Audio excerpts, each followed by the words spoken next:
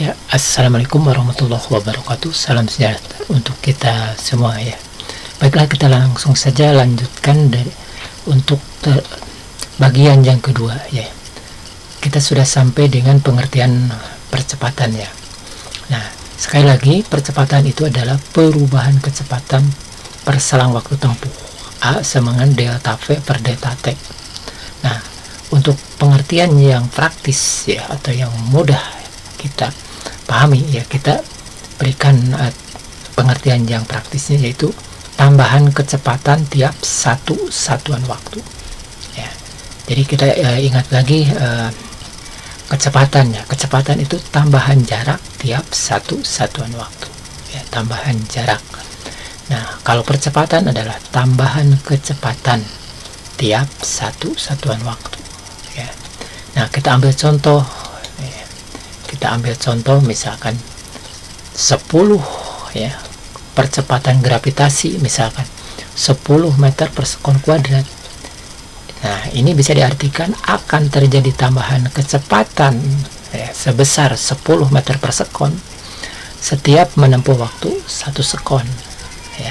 Jadi satuan waktunya 1 sekon. Jadi 10 meter per sekon kuadrat artinya akan terjadi tambahan kecepatan ya, sebesar 10 meter per sekon setiap menempuh 1 sekon. Nah, itu mudah-mudahan lebih dipahami ya. Dan percepatan itu disebabkan oleh adanya gaya ya, kan adanya gaya dorongan atau tarikan. Nah, percepatan menghasilkan kecepatan. Nah, itu kan. Nah, jadi atau merubah kecepatan. Ya, kita lanjut. Nah, sekarang kita ke penurunan rumus ya, atau perumusan konsep ya. Kecepatan tadi ya adalah tambahan atau perubahan kecepatan per selang waktu ya. Kalau untuk rumusan kita ambil definisi yang baku ya. Perubahan jarak per selang waktu tempuh ya. V adalah delta S per delta T. Nah, itu kan.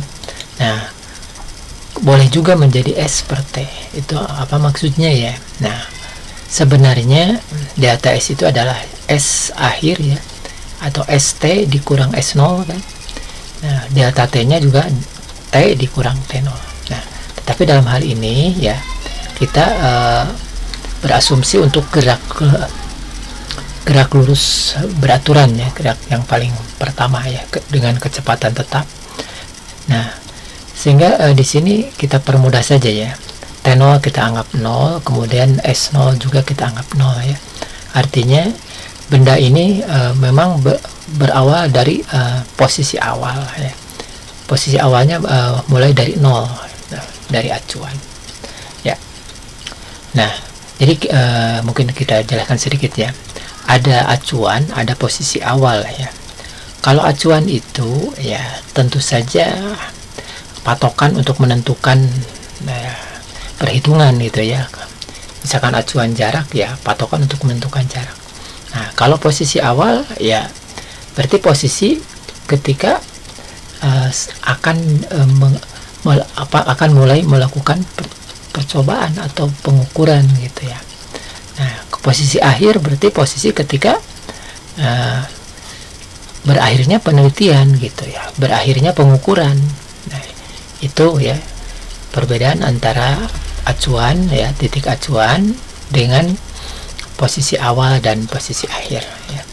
Nah, kita lanjut ya. Jadi V sama dengan S per T ini sekaligus menjadi sebuah rumusan ya, sebuah rumusan ya. Nah, bentuknya bisa tentu saja sesuai dengan banyaknya variabel atau besaran yang terkait ya. Karena ada 3 besaran V, S, dan T ya, maka rumus ini tentu saja akan memiliki 3 bentuk ya. Bentuk yang kedua adalah ya, kita rubah saja bentuknya ya. Jadi T nya pindahkan gitu. S nya sendirian kan. Jadi S sama dengan V kali T gitu. Nah, kemudian yang ketiga tentu saja ya T ya. T yang sendiriannya berarti T, S nya pindahkan jadi 1 per T kan. 1 per T sama dengan V per S ya. Ya, kalau pindah asalnya pembilang menjadi pembagi. Jadi, nah kalau ditinggalkan berarti jadi angka 1 ya. 1 per T sama dengan V per S, S-nya pindah. Nah, maka kalau T berarti S per V gitu, dibalik ya. Kalau 1 per T adalah V per S, maka T adalah S per V. Jadi bentuk rumusnya ada 3 ya. Pertama V sama dengan S per T, yang kedua S sama dengan V kali T, yang ketiga T sama dengan S per V itu. Kita lanjut ya. Nah, tetapi kalau kita ya istilahnya ya memiliki posisi awal ya, posisi awal yang bukan di titik acuan ya, bukan di titik acuan, maka S0 itu punya nilai tidak 0 ya. Maka delta S adalah ST jarak akhir dikurangi S0 dibagi T. Nah, tentu saja implikasinya akan berbeda gitu ya. Nah, maka kita kalikan ya V kali T ya, supaya itu kan supaya sederhana ya. Kalau bisa pembaginya ya tidak dalam bentuk pembagian gitu ya. Jadi T kalikan ke sini ya, pindah jadi pengali VT sama dengan ST dikurang S0. Nah, selanjutnya ST sama dengan VT ditambah S0 ya. Yang biasanya dituliskan ST sama dengan S0 ditambah VT ya. Ini apa adanya ya. Kalau ini biasanya kebiasaannya. Jadi ST sama dengan S0 dulu ditambah V kali T ya. Nah, kalau S0 nya tidak 0, tapi kalau 0 ya sama dengan VT saja ya. Kita lanjut. Nah, kemudian penurunan ya, rumusan ke 1 GLBB ya, yaitu kecepatan tadi ya. Percepatan ya, percepatan dulu. Percepatan adalah perubahan kecepatan per selang waktu tempuh. A sama dengan delta V per delta T ya. Ya, definisi praktisnya adalah tambahan kecepatan tiap satu satuan waktu ya. Nah, tapi untuk ini hanya untuk apa istilahnya pengertian yang mudah saja ya.